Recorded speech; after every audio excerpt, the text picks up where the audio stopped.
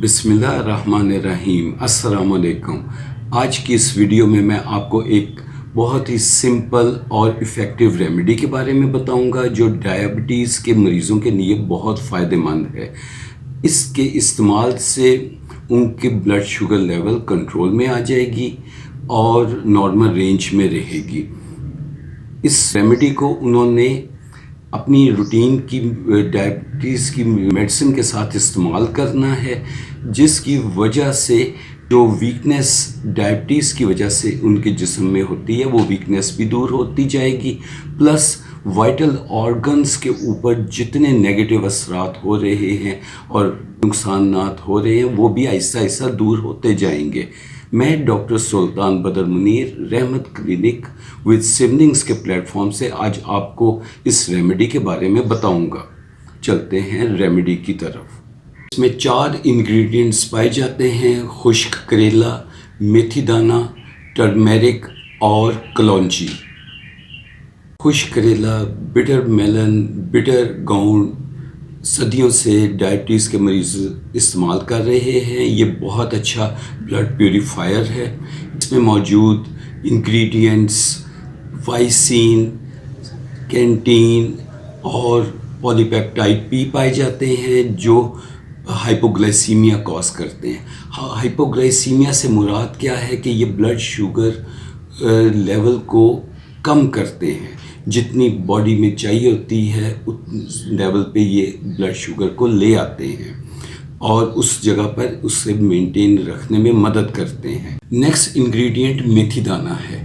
मेथी दाना के अंदर सॉल्युबल फाइबर पाया जाता है। सॉल्युबल फाइबर कार्बोहाइड्रेट और फैट को स्टमक के अंदर एब्जॉर्ब नहीं होने देती और इनकी एब्जॉर्प्शन को ये प्लस डाइजेशन को ये स्लो डाउन कर देती है। इसलिए हम कह सकते हैं कि ब्लड शुगर लेवल को इंक्रीज़ करने में या इसको अपने लेवल पे मेंटेन करने के लिए ये बहुत इफ़ेक्टिव है। इसके अलावा इसके अंदर हाइड्रोआइसोल्यूसिन पाया जाता है। ये एक अमीनो एसिड है जो पेनक्रियास से निकलता है और इसका एक्शन ये है कि ये इंसुलिन को बढ़ा देता है। अब जैसे हमें पता है कि इंसुलिन जो है ये ब्लड शुगर लेवल को मेंटेन करती है और एक लेवल से ऊपर नहीं जाने देती। इस तरह से हम कह सकते हैं कि मेथी दाना ब्लड शुगर लेवल को अपने लेवल पे रखता है। अगर इसको हम प्रॉपर्ली इस्तेमाल करें तो ये बहुत फ़ायदेमंद है। नेक्स्ट इंग्रेडिएंट टर्मेरिक है, जिसे हम हल्दी भी कहते हैं। इसका एक्टिव इंग्रेडिएंट करक्यूमिन है। इसका फ़ायदा ये है कि ये ब्लड शुगर लेवल को कम करती है और इसके अलावा जो बॉडी पे डायबिटीज़ की वजह से नेगेटिव असरात मुरतब हो रहे होते हैं उनको भी ये कम करते हैं। इस तरह से जितने ऑर्गन्स हमारे हैं वो सारे बहुत अच्छा एक्ट करते हैं, उनके फंक्शंस इम्प्रूव हो जाता है।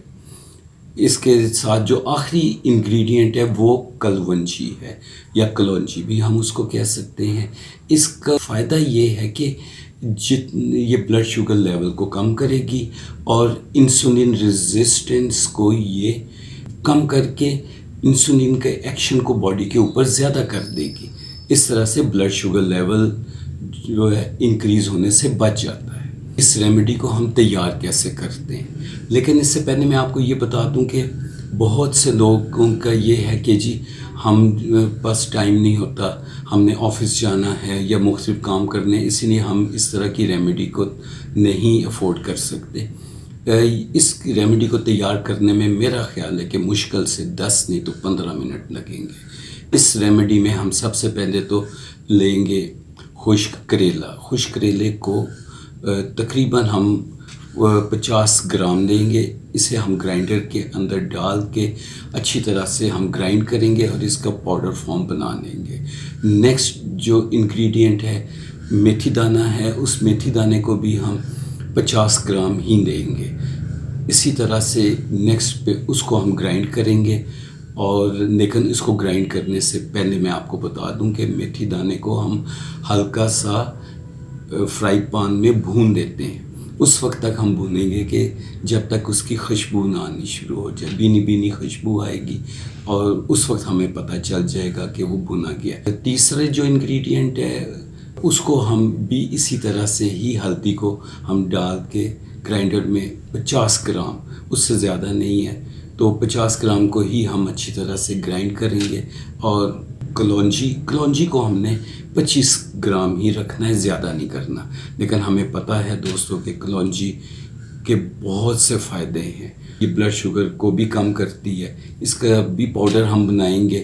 اب دیکھا جائے تو اب یہ چاروں کے جو ہے 3 جو ہیں وہ 50 گرام میں ہو گیا، اور ایک جو ہے وہ 25 میں، تو اس طرح سے یہ 175 گرام بن گیا۔ اس کو اب ہم کس طرح سے انٹیک کریں گے، کیسے ہم کھائیں گے؟ کئی لوگوں کو ہو سکتا ہے کہ وہ کھائیں تو ان کو وومٹ آ جائے، ان کو اس کا ذائقہ پسند نہ آئے، تو اس کے لیے ہم کر سکتے ہیں کہ ہم کیپسول فارم میں بھی لے سکتے ہیں۔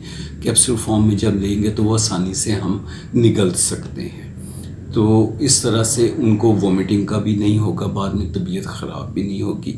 تو اس کو اچھی طرح جب ہم مکس کریں گے، پھر کیپسول میں بھر کے ہم اس کو روزانہ استعمال کر سکتے ہیں۔